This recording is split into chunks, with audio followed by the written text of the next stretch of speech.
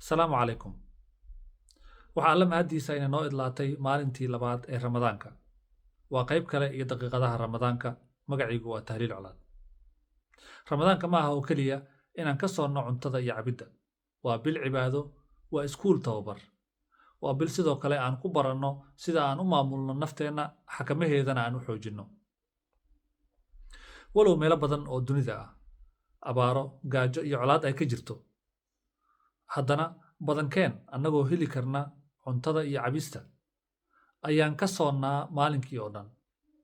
Waxaan ka fogaannaa waxyaabo badan oo nafteenna laga yaabo inay jeceshahay ama aysan ka maarmi karin marka kale. Maxaa naga celinaya? Waa isxakamayn, waa nafta oo la barayo waajibka, kadibna la xakamaynayo. Soonku wuxuuna baraa inaan go'aan qaadan karno, inaan nafteenna xakamayn karno, iyo inaan nafteenna ku hagi karno meesha wanaagga iyo khayrka uu ku jiro. Wuxuuna barayaa rabitaankeenna inaanan raacin.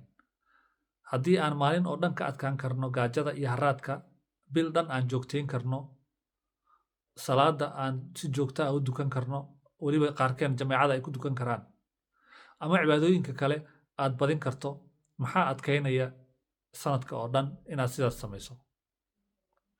Naftaada maxaad u xakamayn laadahay? Runta waa inayna nafteenna go'aankaas aynaan u qaadin.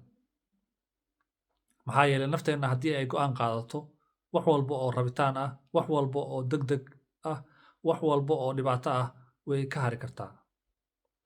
Soonku ma aha bandhig dad loo samaynayo. Ma aha inaan dadka ku dayanno. Waa faa'iido nafsi ah oo qofka u gaar ah.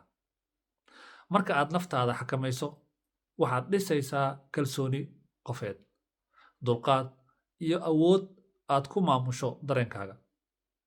Isweydiintu ma aha sida aan u soonno 29 ilaa 30 maalmood sanadkii oo dhan.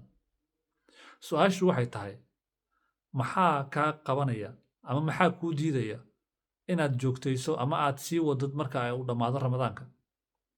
Maxaa faa'iido ah oo aakhiro kuugu jira dembi dhaafka marka laga tago iyo jannada, haddii aad camalkeeda la timaado dabcan? Waxaad helaysaa waa nafbarasho. Waa fursad aad ku barato naftaada. Waa fursad aad ku tijaabiso inaad noqon karto qof ka adag naftiisa. Waa isxakamayn. Haddii uu Ramadaanku yahay tababar, noloshuna waa imtixaan. Imtixaankuna tababar la'aan lagama gudbo.